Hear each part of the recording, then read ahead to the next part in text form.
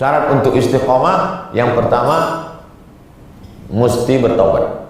Tidak mungkin orang istiqomah kalau tidak bertaubat. Selepas bertaubat berjamaah, jangan sendirian. Berjamaah di masjid, berjamaah berkawan-kawan dengan orang baik-baik. Ya ayyuhalladzina amanu, hai orang percaya, ittaqullah, takutlah kepada Allah, wa kunu ma'as shadiqin. Hendaklah kamu bersama dengan orang baik-baik.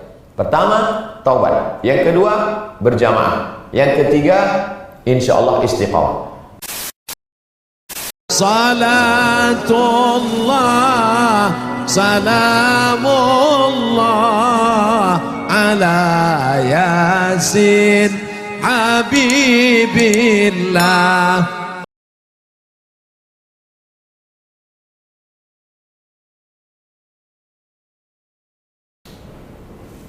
Ya Rasulullah, kasih saya satu pesan. Kalau saya amalkan pesan ini, saya tak perlu tanya pada orang lain. Ausini wa aujiz, kasih saya pesan tapi pendek, jangan panjang-panjang. Kata Nabi, qul amantu billah tsumma istaqim. Katakan aku beriman kepada Allah, selepas itu istiqamahlah. Maka kata para ulama tasawuf, wali-wali Allah, al istiqamah khairun min alfi karamah. Satu istiqamah lebih baik daripada 1000 karamah. Jadi kalau ada orang punya karamah, boleh terbang di atas awan, syaitan pun bisa, syaitan pun boleh. Kalau ada orang boleh berjalan di atas air, iblis pun boleh. Satu yang tak boleh mereka lakukan yaitu istiqamah. Jadi kalau kita sudah dibagi istiqamah, itulah nikmat yang besar. Innal ladzina qalu rabbuna Allah, orang yang mengatakan Rabbku Allah, tsumma istaqamu, kemudian dia istiqamah, tatanazzalu alaihimul malaika, maka Allah akan mengirimkan malaikat. Apa kata malaikat? Membisikkan dalam hatinya, alla takhafu, jangan takut, wala tahzanu, jangan sedih. Penyakit manusia dua, takut, sedih, sedih, takut. Apa beza takut dengan sedih? Takut masa hadapan, sedih masa lampau. Kita hidup sekarang, masa lampau sedih, masa hadapan takut. Maka orang yang istiqamah Allah bagi, alla takhafu, jangan takut, wala tahzanu, jangan sedih. Selepas itu Allah bagi kebahagiaan, kegembiraan. Wa absyiru bil jannati allati kuntum tu'adun. Syarat untuk istiqamah yang pertama mesti bertaubat. Tidak mungkin orang istiqamah kalau tidak bertaubat. Selepas bertaubat berjamaah, jangan sendirian. Berjamaah di masjid, berjamaah berkawan-kawan dengan orang baik-baik. Ya ayyuhalladzina amanu, hai orang percaya, ittaqullah, takutlah kepada Allah, wa kunu ma'as shadiqin. Hendaklah kamu bersama dengan orang baik-baik.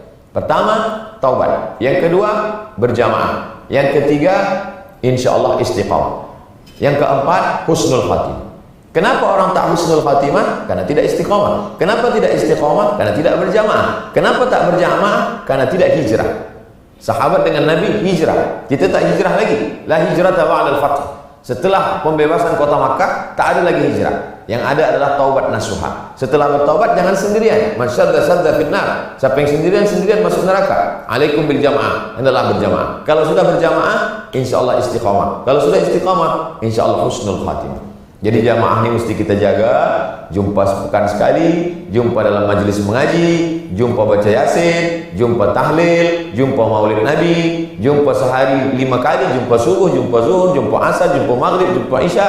Hari Jumat jumpa lagi tahlil yasin, jumpa tazkirah, jumpa majelis maulid. Maka itu semua membuat kita istiqamah insyaallah. Wallahu a'lam.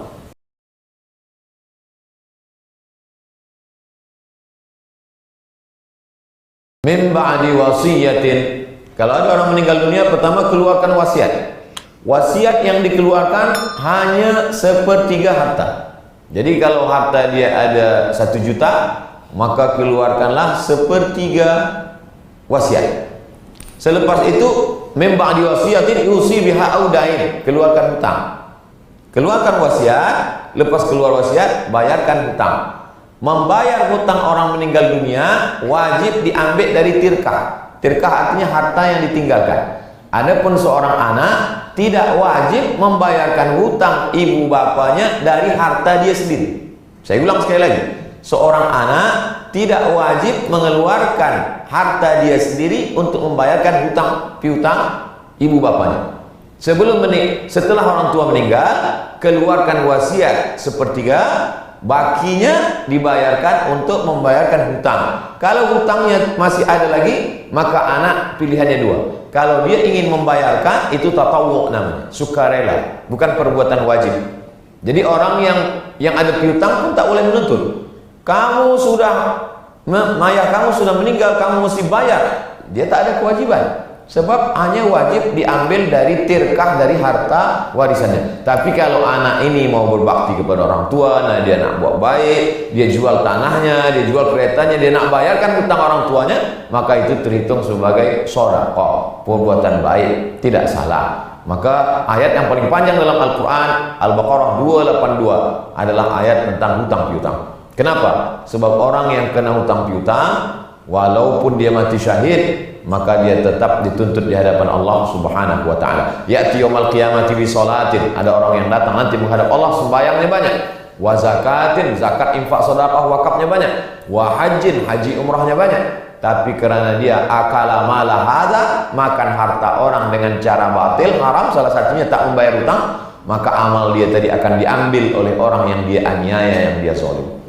Selepas amalnya habis, tapi masih banyak juga orang yang dia makan hartanya, ukhidat khatayahum, diambil dosa mereka, turihat ilaihi, dicampakkan kepada dia, summa turihat finnar, jadi masukkan dalam neraka. Inilah orang yang masuk neraka bukan karena zina, bukan karena khamar, bukan karena judi, bukan karena syirik. Dia masuk neraka karena menzalimi, makan harta orang dengan cara batil. Atib mat'amak, jaga makananmu, takun mustajab dakwah, maka doamu akan dikabulkan Allah. Kulu, makanlah, min thayyibat, yang baik-baik. Innallaha thayyibun, Allah maha baik. La yaqbalu illa thayyiban, Allah tidak menerima kecuali yang baik-baik saja. Mudah-mudahan kita sebelum mati, kita sempat diberikan Allah kesempatan membayar segala hutang piutang. Selepas itu kita menghadap Allah dalam keadaan baik, insya Allah. Wallahu a'lam.